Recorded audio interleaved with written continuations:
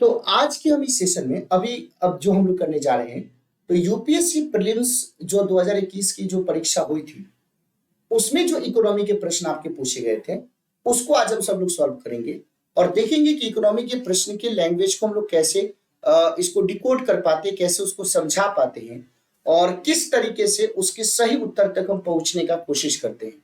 तो आप सब लोग तैयार हो मेरे साथ? तो एक बार जल्दी से आप लोग बताइए कि कौन कौन से साथी हमारे साथ तैयार हैं इस प्रकार के प्रश्नों को करने के लिए। तो जो भी लोग तैयार हैं, एक बार सेशन को लाइक करके और शेयर कर दीजिए अपने दोस्तों में। चैनल को सब्सक्राइब करके इस परिवार का सदस्य आप बन जाइए। अब शुरू करते हैं पहला क्वेश्चन। और देखिए कितना आसान सा क्वेश्चन है, इसमें ज्यादा कुछ आपको मतलब टेंशन भी नहीं होगा और कितने प्यार से प्रश्न आपके बन जाएंगे, आप इस बात को भी देखिएगा भाई। तो पहला जो क्वेश्चन है वो गरीबी और बेरोजगारी से संबंधित है, जो आप सब लोगों ने कोशिश भी किया है बताने का। अब मैं इसका आंसर आपको बताने की कोशिश करता हूं। देखना इसमें कैसे हम लोग एलिमिनेशन मेथड से हम लोग सही उत्तर तक पहुंचेंगे। सवाल ये बोले कि भारत में नियोजित अनियत मजदूरों के संदर्भ में निम्नलिखित कथनों पर विचार कीजिए। निम्नलिखित कथनों पर विचार कीजिए। बोले कि सभी अनियत मजदूर कर्मचारी भविष्य निधि सुरक्षा के हकदार हैं। जितने भी अनियत आपके मजदूर हैं, आपको इसमें बताना क्या है कि कौन कौन से सही हैं। तो जितने भी आपके अनियत मजदूर हैं, वो सब के सब सभी लोग इसीलिए काम भी करते हैं और सब कोई चाहता है कि भविष्य की निधि हमारी सुरक्षित रहे। तो इसका मतलब क्यों हकदार है, कोई दे या न दे अलग बात है, लेकिन वो उसके हकदार है, पहली बात। दूसरी बात कि सभी अनियत मजदूर नियमित कार्य समय एवं समयोपरि भुगतान के हकदार हैं। इसका मतलब क्या है कि भाई अगर वो व्यक्ति काम कर रहा है, अगर वो शख्स काम कर रहा है, तो आपको उसको भुगतान भी करना पड़ेगा। भुगतान भी करना पड़ेगा, उससे आप भाग नहीं सकते हैं। यानी दूसरा वाला जो स्टेटमेंट है वो भी आपके सही है। अब तीसरे स्टेटमेंट को पढ़िए कि the government can be a notification specified that an establishment of industry shall pay wages only through its bank account। यानी इसका मतलब क्या है? तो देखते हैं कई कई पे, और इन तरीके के दानगिरियों को हम अपनी आंखों से बहुत ज्यादा देखते हैं, हम लोग इसको फेस भी करते हैं। तो सरकार अधिसूचना के द्वारा यह विनिर्दिष्ट कर सकती है कि कोई प्रतिष्ठा या उद्योग केवल अपने बैंक खातों के माध्यम से मजदूरी का भुगतान करेगा। तो ये तीसरा स्टेटमेंट इस संदर्भ में सही है, तो इसलिए इसका करेक्ट आंसर क्या हो जाएगा भाई? तो इसका करेक्ट आंसर आपका डी हो जाएगा। तो सवाल देख लिए, सवाल अपने आप आपके हाथ को पकड़ करके बोल रहा था कि ये लोग यूपीएससी प्रीलिम्स 2021 में जो इकोनॉमी का क्वेश्चन पूछा गया था, इसका सही उत्तर ये है और आप प्लीज इसको उत्तर सही मारिए, आप इसको गलत मारिए और आपने भी सही मार दिया भाई। अब दूसरा देखिए, दूसरा और आसान सवाल है, बस कंसंट्रेशन से पढ़ लीजिएगा तो आप इसका सही उत्तर बता सकते हैं। बोले कि भारत में अंतिम उधारदाता, जिसको हम लोग बोलते हैं लेंडर ऑफ लास्ट रिसोर्ट कहा जाता है, जिसको क्या बोला जाता है भाई? तो जिसको बोलते हैं लेंडर ऑफ लास्ट रिसोर्ट कहा जाता है, लेंडर ऑफ लास्ट रिसोर्ट कहते हैं। तो भारत में अंतिम उधारदाता यानी लेंडर ऑफ लास्ट रिसोर्ट के रूप में केंद्रीय बैंक के कार्य में सामान्यतः निम्नलिखित में से क्या सम्मिलित है? बोले कि in India the central banks function as the lender of fast resort usually refers to which of the following. Which of the following, ये सवाल आपसे पूछा गया है। In India the central banks function as the lender of last resort usually refers to which of the following. भारत में अंतिम उधारदाता लेंडर ऑफ लास्ट रिसोर्ट के रूप में केंद्रीय बैंक के कार्य में सामान्यतः निम्नलिखित में से क्या सम्मिलित है? अब पहला स्टेटमेंट आप ध्यान से पढ़िएगा कि lending to trade and industry bodies when they fail to borrow from other sources. अन्य स्रोतों से ऋण प्राप्ति में विफल होने पर व्यापार एवं उद्योग निकायों को ऋण प्रदान करना एक गलत बात है। अब एक चीज मैं बताना चाहता हूं कि जो अंतिम उपाय का एक ऋणदाता जो है, वो वित्तीय संस्थानों को क्या करता है भाई? वो आपातकालीन ऋण प्रदान करता है। वो क्या करता है भाई? तो वित्तीय संस्थानों को आपातकालीन ऋण प्रदान करता है। वो वित्तीय संस्थानों को आपातकालीन ऋण प्रदान करता है। इसको भाई तो जितने भी आपके फाइनेंशियल इंस्टीट्यूशंस हैं, जितने भी आपके वित्तीय संस्थान हैं, उन सभी वित्तीय संस्थानों को ये आपातकालीन ऋण प्रदान करता है। तो ये किस प्रकार के वित्तीय संस्थान होते हैं? जो बहुत ही ज्यादा इकोनॉमिकली, आर्थिक रूप से संघर्ष कर रहे होते हैं और ये पतन के करीब होते हैं, नियर बाई डिक्लाइन, यानी अब इनके समापन है। तो आपके अंदर होगा कि अंतिम उपाय का ऋणदाता उन व्यक्तियों की रक्षा करने के लिए कार्य करता है कि भाई चलो अब तो इसका दुनिया में कोई पूछने वाला नहीं है, तो हम ही इसकी सहायता कर देते हैं। जिन्होंने धन जमा किया है और जो भी उसके कस्टमर्स हैं, जो उसके अस्थायी जो सीमित तरलता वाले बैंकों की परेशानी से रोकने के लिए इसको क्या कर देता है? ऋण प्रदान कर देता है। ये पहला स्टेटमेंट। तो ये जो बोले कि विफल अन्य स्रोतों से ऋण प्राप्ति में विफल होने पर व्यापार उद्योग निकाय को ऋण प्रदान करता है, तो गलत बात। इसका मतलब क्या कि अस्थायी संकट के समय बैंकों के लिए चल निधि उत्पन्न कराता है, यानी दूसरा जो स्टेटमेंट है वो बिल्कुल सही। अब तीसरे स्टेटमेंट को देखिए क्या बोलता है कि बजटीय घाटों के वित्तीयन के लिए सरकारों को ऋण देना। भाई सरकार को ऋण नहीं, सरकार को ऋण देने का काम कौन करता है? तो सरकार को धन देने के लिए सरकार के बैंकर के तौर पे आरबीआई है, रिजर्व बैंक ऑफ इंडिया है। वो लेंडर ऑफ लास्ट रिसोर्ट नहीं काम करता है। तो सरकार अपनी सार्वजनिक व्यय, सार्वजनिक प्राप्ति के बीच में अस्थायी घाटों को पूरा कर सके, उसके लिए यहाँ पे रिजर्व बैंक ऑफ इंडिया है, वो लेंडर ऑफ लास्ट रिसोर्ट नहीं है। इस तरीके से अगर हम इसके सही उत्तर तक पहुंचने की बात करें तो सही उत्तर इसका क्या हो जाएगा? तो सही उत्तर इसका बी हो जाएगा। अब सवाल देखिए, आप लोगों को ध्यान रखने की जरूरत है कि ये सवाल क्या बोलता है। ये सवाल आपके बोला है कि आर्थिक मंदी के समय में, ये सवाल क्या बोल रहा है कि आर्थिक मंदी के समय में आपको ध्यान रखना है कि आर्थिक मंदी के समय में निम्नलिखित में से कौन सा कदम उठाए जाने की सर्वाधिक संभावना होती है? जब इकोनॉमिक शटडाउन की स्थिति आ जाती है, जब इकोनॉमिक शटडाउन की स्थिति आ जाती है, तो उस इकोनॉमिक शटडाउन के दौरान, उस आर्थिक संकट के दौरान आपके निम्नलिखित में से कौन कौन से स्टेप उठाए जा सकते हैं? तो देखो कौन कौन से स्टेप उठाए जा सकते हैं, तो सवाल भी पूछा है। तो देखो कौन कौन से स्टेप, एक दो चीजें मैं आपको बताना चाहता हूं कि भाई लोग उधार लें, लोग उधार लें। तो लोग कब उधार लेंगे? तो उधार लोग लेंगे, उसके लिए आपको क्या करना पड़ेगा कि जो आपका इंटरेस्ट रेट है, जो ब्याज दर है, उसको क्या कर दीजिए? कम कर दीजिए। अब लोग ब्याज उधार लेंगे। तो आर्थिक मंदी में एक कदम हम ये उठा सकते हैं।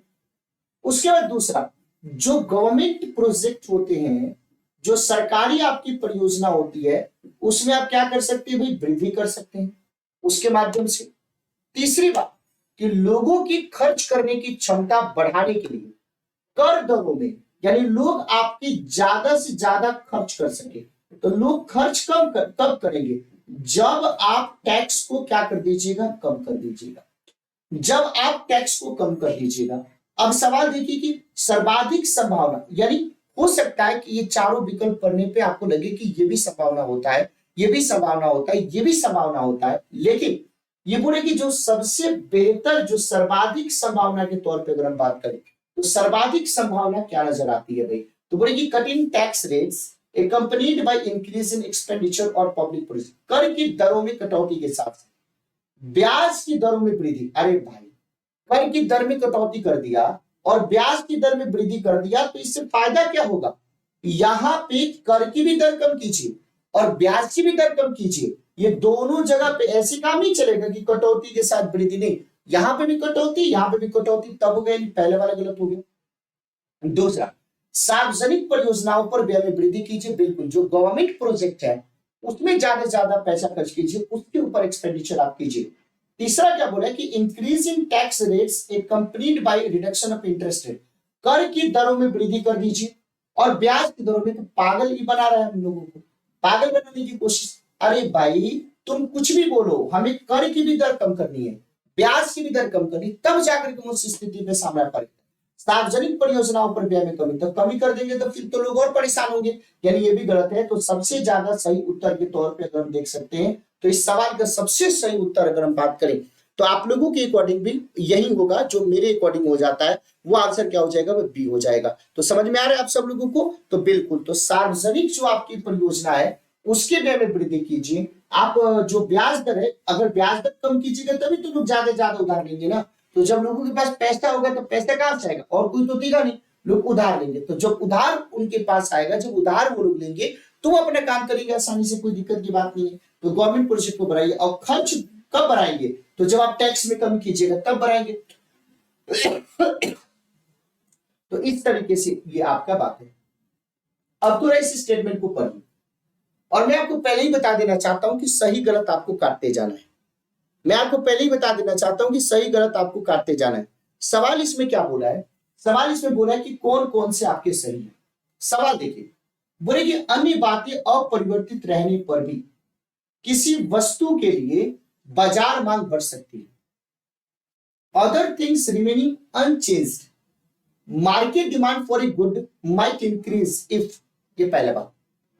उससे पहले मैं बोलूं कि मांग तब बढ़ जाती है, पहली बात आपको ध्यान रखने की जरूरत है कि डिमांड आपकी तब बढ़ जाती है जब, कुछ पॉइंट को देखिए आप, डिमांड तब बढ़ जाती है जब किसी वस्तु की मांग में वृद्धि होती है, लेकिन उसके स्थानापन्नों में से किसी एक की कीमत आपकी बढ़ जाती है। इसका मतलब क्या है कि वस्तु की मांग में वृद्धि हो रही है, लेकिन उस वस्तु के विकल्प के तौर पे जो गुड्स आपके यूज करने हैं उसमें से किसी एक की कीमत आपकी बढ़ जाती है, तब मांग आपकी बढ़ जाती है। दूसरी बात कि वस्तु आपकी घटिया किस्म की है, और जो कंज्यूमर है, जो उपभोक्ता है, उसकी आय में वृद्धि हो जाती है, तो वस्तु की मांग क्या हो जाती है, घट जाती है। मैंने देख लीजिए, वस्तु घटिया किस्म की है, यानी वो मतलब आपके अकॉर्डिंग सही नहीं है, लेकिन जो कंज्यूमर है उसके मतलब इनकम उसका बढ़ गया, तो घटिया किस्म की वस्तु क्यों खरीदेगा। तो उसके चलते क्या होगा कि जो घटिया इंफीरियर जो गुड्स है, उस इंफीरियर गुड्स की आपकी मांग जो है घट जाएगी। जब कंज्यूमर के पास पैसा होगा तो इंफीरियर नहीं बल्कि सुपीरियर गुड्स को बढ़ावा देगा। तीसरा बात बोला है कि यदि वस्तु की कीमत गिरती है तो भी उस वस्तु की मांग की मात्रा बढ़ जाती है। ये तीन ही कंडीशन हुआ ना भाई, ये तीन ही कंडीशन हुआ ना कि मान लीजिए कि अगर किसी गुड्स की डिमांड के बारे में बात करें तो उसके मांग में कब वृद्धि होगा, जब उसके ऑप्शन के तौर पर, जब उसके ऑप्शन के तौर पर, ऑप्शन की जो उसके विकल्प के तौर पे, उसके स्थानापन्न की जगह पे जो वस्तु हम यूज कर रहे हैं, अगर उसका प्राइस आपके बढ़ जाएगा, उसका प्राइस बढ़ जाएगा, तो आप सीधे तौर पे आपको ध्यान रखने की जरूरत है कि इसका डिमांड आपके बढ़ जाएगा। पहली बात मैंने आपको बताई। दूसरी बात मैंने क्या बोला कि जो आपकी गुड्स है वो क्या भी इंफीरियर है, जो आपकी गुड्स है वो क्या है, इंफीरियर। इसका मतलब क्या है कि जो आप वस्तु यूज कर रहे हैं वो बहुत ही घटिया किस्म की है, किस्म की है। और दूसरी तरफ क्या हुआ कि जो कंज्यूमर है, जो आपकी उपभोक्ता है, उसका जो इनकम है वो बढ़ गया, उसका जो इनकम है बढ़ गया, तो वो आपके इंफीरियर गुड्स को क्यों खरीदेगा।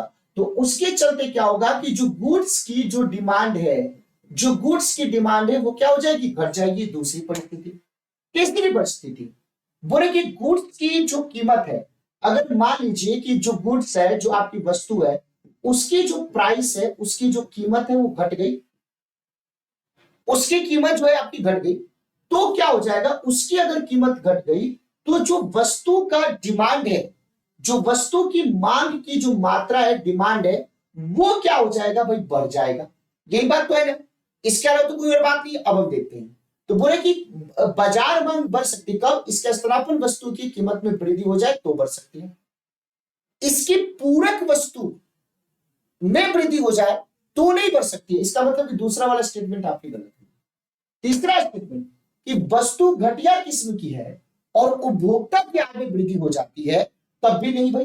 तो दूसरा क्या बोले कि अब उसके बाद कैसे हो जाएगा, तो इसकी कीमत आपकी घटती है। तो इसका मतलब क्या है, तो अगर इसके सही ऑप्शन के बारे में बात करें तो 1 और 4। आपको समझ में आया कि नहीं ये क्वेश्चन, आप लोग बताइए एक बार, समझ में आया कि नहीं बहुत अच्छे तरीके से। किसी को भी कोई डाउट है भाई, तो इसको आपको ध्यान रखने की जरूरत है। एक राइट लग रहा था तो इसका मतलब राइट था वो, तभी तो राइट लग रहा था। समझ में आया, किसी को भी कोई कंफ्यूजन है तो आप लोग हमको जरूर बताइएगा। तो इसी तरीके से आप क्वेश्चन को सोचिएगा, तो आप प्रैक्टिकल तरीके से उसको सोचो, तो आप उसके सही उत्तर तक, सही आंसर तक आप पहुंच सकते हो। तो मैंने जो बोला आप हमसे सहमत है ना, ऐसा तो नहीं है कि मैंने जो बोला उसको जबरदस्ती आपने मेरी रेस्पेक्ट करने के लिए, मेरी बात को मानने के लिए रख लिया, नहीं, ऐसे नहीं होनी चाहिए। आप लोगों को तभी बात को मानना है जब आपको लगे कि नहीं जो आपने बताया उसके अकॉर्डिंग सही है, तब जाकर के हम मानेंगे कि हाँ अब आप लोगों को चीजें समझ में आ रही है। अब थोड़ा एक क्वेश्चन देखिए, भारत में शहरी सहकारी बैंकों के संदर्भ में प्रश्न पूछ रहा है। भारत में शहरी सहकारी बैंकों के संदर्भ में निम्नलिखित कथनों पर आप विचार कीजिए। अलग अलग तरीके के स्टेटमेंट्स आपके दिए गए हैं और उन स्टेटमेंट्स के ऊपर आपको विचार करना है और बताना है कि इसका करेक्ट आंसर क्या होगा। तो ये सवाल बोला कि शहरी सहकारी बैंकों से संबंधित, तो अगर आपने इसको पढ़ा होगा तो आप सही बता सकते हैं, नहीं पढ़ा होगा तो गलत बता सकते हैं। सवाल बताना है कि इसमें कौन कौन से सही है। तो पहला बोला है कि राज्य सरकारों द्वारा स्थापित स्थानीय मंडलों के द्वारा उनका पर्यवेक्षण एवं विनियमन किया जाता है, ये गलत स्टेटमेंट। दूसरा, वे इक्विटी शेयर और अधिमान शेयर जारी कर सकते हैं, ये जो दूसरा स्टेटमेंट है वो सही बात है, कोई दिक्कत की बात नहीं। तीसरा, वर्ष 1966 में एक संशोधन के द्वारा बैंक कार्य विनियमन अधिनियम 1949 के कार्य क्षेत्र में लाया गया था, यह भी सही स्टेटमेंट है। इसका मतलब क्या है, जो दूसरा और तीसरा जो स्टेटमेंट है आपके इसमें वो सही है, बाकी सारे के सारे मतलब स्टेटमेंट से कोई मतलब। अब थोड़ा इस सवाल को देखिए आप सब लोग और बनाने की कोशिश कीजिए। हमें लगता है कि इस सवाल को बहुत भली बात, बहुत अच्छे से आप सब लोग इसको बना सकते हैं, इसमें कोई दिक्कत की बात आपको नहीं होगी। ये सवाल देखिए क्या पूछ रहा है, भारतीय सरकारी बॉन्ड प्रतिफल निम्नलिखित में से किससे प्रभावित होते हैं? यूनाइटेड स्टेट्स फेडरल रिजर्व की कार्रवाई से प्रभावित होते, बिल्कुल प्रभावित होते, सही उत्तर बताना है। भारतीय रिजर्व बैंक की कार्रवाई से बिल्कुल प्रभावित होते हैं। जो इन्फ्लेशन होता है और शॉर्ट टर्म इंटरेस्ट रेट होता है उससे भी प्रभावित होते हैं। इसका मतलब क्या है, सीधे तौर पे 1 2 3 आपके करेक्ट आंसर है, तो सही उत्तर क्या हो जाएगा, ठीक हो जाएगा। अब अलग अलग तरीके के स्टेटमेंट्स इसमें दिए गए हैं, उन सारे स्टेटमेंट्स के ऊपर आपको विचार करना है और बताना है कि इसमें कौन कौन से स्टेटमेंट आपके सही हैं। निम्नलिखित पर विचार कीजिए। फॉरेन करेंसी कन्वर्टिबल बॉन्ड्स, विदेशी मुद्रा संपरिवर्तनीय बॉन्ड, ठीक है, कुछ शर्तों के साथ विदेशी संस्थागत निवेश, foreign institutional investment with certain conditions. तीसरा बोले कि ग्लोबल डिपोजिटरी रिसिप्ट्स, वैश्विक निक्षेप पागर डिपोजिटरी प्राप्तियां। चौथा बोले कि नॉन रेजिडेंट एक्सटर्नल डिपॉजिट्स, अनिवासी विदेशी जमा। सवाल बोले कि which of the above can be included in foreign direct investment? Which of the above can be included in foreign direct investment? यानी एफडीआई में हम किसको किसको शामिल कर सकते हैं? एफडीआई में, फॉरेन डायरेक्ट इन्वेस्टमेंट में हम किसको किसको शामिल कर सकते हैं? तो जो नॉन रेजिडेंट एक्सटर्नल डिपॉजिट्स है उसको छोड़ करके ऊपर के जो तीनों स्टेटमेंट दिए थे उन तीनों को हम एफडीआई में, फॉरेन आपके डिपॉजिट इन्वेस्टमेंट में उसको शामिल कर सकते हैं। ये सवाल देखिए क्या पूछ रहा है भाई। अब धीरे धीरे आप सब लोगों को इकोनॉमी में बहुत ही ज्यादा आपको मजा आने लगेगा, आप इसको एंजॉय करने लगोगे, क्योंकि पहली बार इकोनॉमी में के इस तरीके की कॉन्सेप्ट को आप सब लोग सीख रहे हो और हमें बहुत ही अच्छा लग रहा है कि आप सब लोग इतने मतलब इतनी बड़ी दुनिया में और इतनी छोटे टीचर को और इतने अच्छे से आप लोग देख रहे हो और इतने शांति से समझ रहे हो और इतने बेहतर तरीके से कि कॉन्सेप्ट को देखने की कोशिश कर रहे हो। चलिए हम लोग इस सवाल को देखते हैं, ये सवाल क्या बोल रहा है। ये सवाल क्या बोल रहा है, थोड़ा इसके सवाल को समझिएगा भाई। सवाल बोले कि किसी मुद्रा के अवमूल्यन, यानी वो किसके बारे में, तो किसी आपकी मुद्रा की डिवैल्यूएशन के बारे में बात कर रहा है। किसी मुद्रा के अवमूल्यन का प्रभाव यह है कि वह अनिवार्य रूप से, किसी मुद्रा के अवमूल्यन का प्रभाव यह है कि वह अनिवार्य रूप से किस तरीके से, तब एक एक करके बातों को समझिएगा, कि विदेशी बाजारों में घरेलू निर्यातों की जो प्रतिस्पर्धात्मकता है, जो कॉम्पिटिटिवनेस है, उसको क्या करे भाई, बढ़ाए। उसको क्या करे, बढ़ाए। तो इसमें सही उत्तर के तौर पे बात करें तो सही आंसर के तौर पे क्या दिखाई देता है, ए। ये चीज क्या दिखाई देता है। तो यानी अवमूल्यन जो है, डिवैल्यूएशन है, उसका एक प्रभाव समझिएगा, मैं आपको बताने की कोशिश कर रहा हूं कि डिवैल्यूएशन का ये प्रमुख प्रभाव है कि अन्य मुद्राओं की तुलना में ये घरेलू मुद्रा को क्या करता है, सस्ता बनाता है। जो डिवैल्यूएशन है, उस डिवैल्यूएशन के दो निहितार्थ आपको दिखाई देंगे, दो निहितार्थ आपको दिखाई देंगे। तो बात समझ गए। तो सबसे पहली बात आपको ये समझना है कि घरेलू जो आपकी डिवैल्यूएशन है उसका सबसे प्रमुख प्रभाव है कि अन्य मुद्राओं की तुलना में, इसके प्रभाव के बारे में बात करें, इसके इंपैक्ट के बारे में बात करें, इसका इंपैक्ट आपको क्या दिखाई देता है? तो इसका इंपैक्ट ये दिखाई देता है कि अन्य मुद्राओं की तुलना में, इसका इंपैक्ट कौन सा दिखाई देता है? अन्य मुद्राओं की तुलना में, अन्य मुद्राओं की तुलना में क्या करना है इसको? तो अन्य मुद्राओं की तुलना में घरेलू मुद्रा को सस्ता बनाना है। क्या करना है भाई? इसका इंपैक्ट है घरेलू मुद्रा को सस्ता बनाना है, घरेलू मुद्रा को सस्ता बनाना है। किसको बनाना है भाई? सस्ता, घरेलू मुद्रा को सस्ता बनाना है। इसके इंपैक्ट के तौर पर आप इसको देख सकते हैं। लेकिन जो हम डिवैल्यूएशन के बारे में बात करते हैं, जो हम अवमूल्यन के बारे में बात करते हैं, तो इस अवमूल्यन के निहितार्थ को भी आपको समझना पड़ेगा कि इसका निहितार्थ क्या कहता है, इसका निहितार्थ क्या बताता है। जो डिवैल्यूएशन का जो निहितार्थ है वो सबसे पहले जो डिवैल्यूएशन है वो विदेशियों के लिए देश के निर्यात को अपेक्षाकृत रेस्पेक्टिवली कम खर्चीला बनाता है, कम खर्चीला बनाता है। और दूसरा अवमूल्यन डिवैल्यूएशन जो घरेलू आपके उपभोक्ता होते हैं उनके लिए विदेशी उत्पादों को अपेक्षाकृत अधिक महंगा बनाता है। और इस प्रकार हम आयात को यानी बाहर से मंगाने की, यानी इस प्रकार हम इंपोर्ट को क्या करते हैं? हतोत्साहित करते हैं। तो डिवैल्यूएशन के माध्यम से क्या करता है? जो विदेशी चीज है उसको महंगा बना देता है घरेलू चीजों के रिस्पेक्ट में। तो इसके चलते क्या होगा? इंपोर्ट को आपकी डिस्करेज करना पड़ेगा, हतोत्साहित करना पड़ेगा। तो इसका मतलब क्या है? तो इंपोर्ट को डिस्करेज कर रहा है, इसका मतलब क्या चाहता है? ये एक्सपोर्ट को बढ़ाना चाहता है। इसका मतलब क्या है कि ये देश से बाहर चीजों को बेचना चाहता है। तो निर्यात को बढ़ाने में और आपके आयात को कम करने में ये जो हमारा डिवैल्यूएशन है वो आपकी मदद करता है।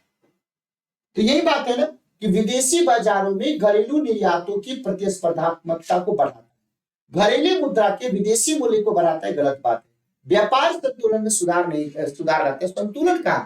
ये तो सीधे तौर पे क्या चाहता है कि निर्यात ज्यादा हो, आयात कम हो। तो इस तरीके से अगर हम सही उत्तर के बारे में बात करें तो इसके करेक्ट आंसर के तौर पे आपको क्या दिखाई देगा? ए दिखाई देगा। तो हमें लगता है कि आप इस क्वेश्चन को हमसे अब बेहतर अच्छे से आप समझ पा रहे होंगे कि मैं आपको क्या बताना चाहता था। समझ पाए आप सब लोग बातों को? बात समझ पाए ना कि मैं क्या बताना चाह रहा था? तो इस तरीके से इसका करेक्ट आंसर क्या हो जाएगा? ये हो जाएगा। अब थोड़ा नेक्स्ट क्वेश्चन देखिए। Which of the following effects of creation of black money in India has been the main cause of worry to the government of India? हम लोग कितने सालों से काले धन काले धन काले धन काले धन के बारे में सोच रहे हैं, सुन भी रहे हैं। लेकिन अगर हम काले धन के बारे में बात करें, ब्लैक मनी के बारे में अगर हम बात करें, तो सबसे पहले आप ये समझो कि ये जो काला धन जिसको हम लोग बोलते रहते हैं, ये ब्लैक मनी है क्या? तो बोले कि ब्लैक मनी ऐसा धन है, ये ब्लैक मनी किस प्रकार का धन है? तो ब्लैक मनी ऐसा धन है, ऐसा मनी है जो किसी भी अवैध गतिविधियों के द्वारा, जो किसी भी अवैध गतिविधियों के द्वारा, जो किसी भी अवैध गतिविधियों के द्वारा क्या किया जाता है? अर्जित किया जाता है। जो किसी भी अवैध गतिविधियों के द्वारा क्या किया जाता है? तो जो किसी भी अवैध गतिविधियों के द्वारा अर्जित किया जाता है, जो किसी भी आपके अवैध गतिविधियों के द्वारा अर्जित किया जाता है। और दूसरी बात, जब हम ब्लैक मनी के बारे में बात करते हैं तो आप सब लोगों को पता है कि ब्लैक मनी के फॉर्मेशन के दौरान कर वंचना होती है, जिससे जो सरकार है उसको फिस्कल डेफिसिट यानी राजस्व की हानि होती है। और यही भारत सरकार की चिंता का प्रमुख कारण है। तो बात समझ गए? तो अब बात समझ गए तो उत्तर तक भी आप पहुंच गए। तो उत्तर क्या भाई? तो उत्तर यही है आपको सीधे तौर पे कि ये कर अपवंचन के कारण राजकोष में यानी लॉस ऑफ रेवेन्यू, लोग जो है टैक्स नहीं देते हैं, टैक्स की चोरी करते हैं, जिसके चलते आपके सरकार को राजस्व की हानि होती है। इसीलिए काला धन एक चिंता का कारण बना है भाई। और वो सब लोग, अगर जिन लोगों ने पैसा आपके विदेश में या इस तरीके से किसी स्विस बैंक की सब में रखा है, उसके पीछे मकसद क्या है भाई कि आपको मेरी इनकम का पता ना चले। और इनकम का पता क्यों ना चले, ताकि हमको टैक्स ना देना पड़े, क्योंकि टैक्स बहुत ज्यादा लगता है। तो हम उस टैक्स की बचाने के लिए हम अवैध तरीके से इस तरीके का काम करते हैं। निम्नलिखित में से कौन सा अपने प्रभाव में सर्वाधिक आपकी मुद्रास्फीति कारक हो सकती है?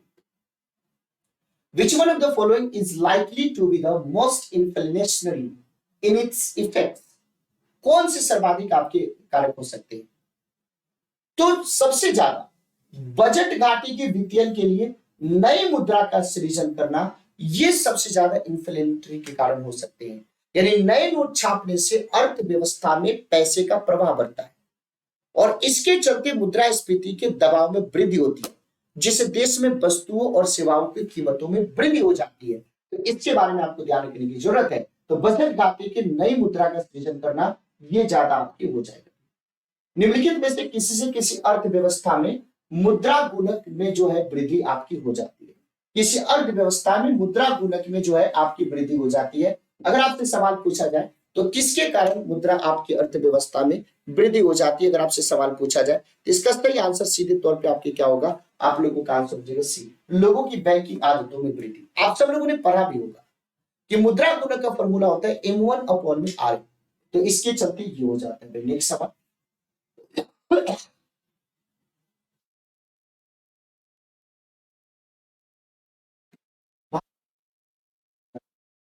मांग प्रेरित मुद्रास्फीति या उसमें वृद्धि निम्नलिखित किन किन कारणों से आपकी होती है? भारतीय अर्थव्यवस्था के संदर्भ में किन किन कारणों से इस प्रकार की मांग प्रेरित मुद्रास्फीति या उसकी मांग में आपकी वृद्धि होती है? तो विस्तारकारी नीति के कारण होता है, पहली बात। राजकोषीय प्रोत्साहन के कारण होती है, दूसरी बात। इन्फ्लेशन इंडेक्सिंग वेजेस के कारण नहीं होती है। हायर परचेजिंग पावर के कारण होती है, तीसरी बात। तो इसका सही आंसर क्या हो जाएगा? राइजिंग इंटरेस्ट रेट के साथ नहीं होती है, यह आपको ध्यान रखना है। तो इसका करेक्ट आंसर क्या हो जाएगा? तो करेक्ट आंसर आपका ए हो जाएगा। भारत के संदर्भ में निम्नलिखित कथनों पर विचार कीजिए। क्या विचार कीजिए भाई? क्या विचार कीजिए? तो देखिए क्या विचार करवाने के लिए बोल रहा है। अलग अलग आपके स्टेटमेंट्स दिए गए हैं और उन स्टेटमेंट्स के बिहाफ पे ये बोल रहा है कि आप इसके सही उत्तर को चुनिए और बताइए। पहला बोल रहा है कि खुदरा निवेशक डीमैट खातों के माध्यम से प्राथमिक बाजार में ट्रेजरी बिल और भारत सरकार के ऋण बॉन्ड में निवेश कर सकते हैं। ये बिल्कुल सही बात, इसमें कोई दिक्कत की बात नहीं। दूसरा, बातचीत से तय लेन देन प्रणाली ऑर्डर मिलान negotiated dealing system order matching भारतीय रिजर्व बैंक का सरकारी प्रतिभूति व्यापारिक मंच है, ये भी सही बात है। तो दोनों के दोनों स्टेटमेंट आपके सही है, लेकिन तीसरा जो स्टेटमेंट है वो सही नहीं है, जिसमें ये बात बोले कि सेंट्रल डिपॉजिटरी सर्विस लिमिटेड का भारतीय रिजर्व बैंक और बंबई स्टॉक एक्सचेंज के द्वारा संयुक्त रूप से परिवर्तन किया जाता है। इसका सही आंसर क्या हो जाएगा? सही आंसर आपका बी हो जाएगा। नेक्स्ट सवाल देखिए, निम्नलिखित कथनों पर विचार कीजिए और इसका सही उत्तर बताइए। तो आज ये जो 2021 में इकोनॉमी के जो सवाल आपके पूछे गए थे उसके अंतिम सवाल है और हमें लगता है कि आप सब लोग इसको सही बता सकते हैं। तो इसी तरीके से आप पूरी की पूरी यूपीएससी के जितने भी प्रीवियस ईयर के क्वेश्चंस आपके पूछे गए, साथ ही साथ एक्सपेक्टेड क्वेश्चंस जो पूछे जा सकते हैं, उसके लिए अगर अभी से ही 2024 के लिए तैयारी कर रहे हैं, 2023 के लिए तैयारी कर रहे हैं, या आगे भी आप स्टेट पीएससी और यूपीएससी के एग्जाम्स की तैयारी कर रहे हैं, तो आप जरूर इस क्लास में जुड़िए, आपको बहुत ज्यादा फायदा होगा। और ऑफलाइन कमेंट में जरूर बताइएगा कि आपको इन क्लासेस से कितना ज्यादा इंप्रूवमेंट हो रहा है, कितना ज्यादा फायदा हो रहा है, और इन प्रकार के प्रश्नों के नेचर को समझने में, इसको पढ़ने में, इसको कैसे समझा जाता है और इसको पढ़ करके सही उत्तर तक कैसे पहुंचा जाएगा, उस आदत को विकसित आप लोग कर पा रहे हैं कि नहीं, आप लोग जरूर बताइएगा। मेरे में कोई कमी हो तो उसको भी बताना। आपका एक एक सुझाव हमारे लिए बहुत ज्यादा जरूरी है, जिसके ऊपर मैं काम करना चाहता हूं और आप लोगों को सफल बनाना चाहता हूं। तो केंद्र सरकार के द्वारा भारतीय रिजर्व बैंक आरबीआई के गवर्नर की नियुक्ति की जाती है, पहला स्टेटमेंट सही बात है। जो सेंट्रल गवर्नमेंट होता है वही आरबीआई अभी भी शक्तिकांत दास आपकी गवर्नर है, तो उनकी नियुक्ति केंद्र सरकार के द्वारा करी जाती है। भारतीय संविधान के कतिपय प्रावधान केंद्र सरकार को जनहित में आरबीआई को निर्देश देने का अधिकार देता है, ये गलत बात। ये जो दूसरा वाला गलत स्टेटमेंट है वो गलत है। जो आरबीआई एक्ट है 1934 का, तो जो आरबीआई अधिनियम है 1934, केंद्र सरकार समय समय पर बैंक को ऐसे निर्देश दे सकती है जो बैंक के गवर्नर से परामर्श करने के बाद जनहित में आवश्यक समझे। तीसरा स्टेटमेंट कि आरबीआई का गवर्नर अपना अधिकार आरबीआई अधिनियम से प्राप्त करता है, तो बिल्कुल सही बात है, आरबीआई अधिनियम से प्राप्त करता है। दूसरा जो स्टेटमेंट है वो गलत है। 1 और 3 आपके सही है, तो इस तरीके से सही आंसर क्या हो जाएगा, सी हो जाएगा। तो इस सेशन में हम सब लोगों ने यूपीएससी प्रीलिम्स 2021 में जो आपके इकोनॉमी के क्वेश्चंस पूछे गए थे उन सभी प्रश्नों का बेहतरीन एनालिसिस करने का प्रयास किया और आप सब लोगों को एक रास्ता बताया कि इकोनॉमी के प्रश्नों को कैसे सोचते हैं और सही करते हैं। उम्मीद है कि आप सब लोगों को ये सीरीज बहुत पसंद आ रहा होगा। तो अगर आपको ये सेशन अच्छा लगा हो तो चैनल को सब्सक्राइब करके इस परिवार के सदस्य बने और सेशन को लाइक करके गुरु दक्षिणा दें और शेयर करके अपने जैसे जरूरतमंद साथियों तक इस सेशन को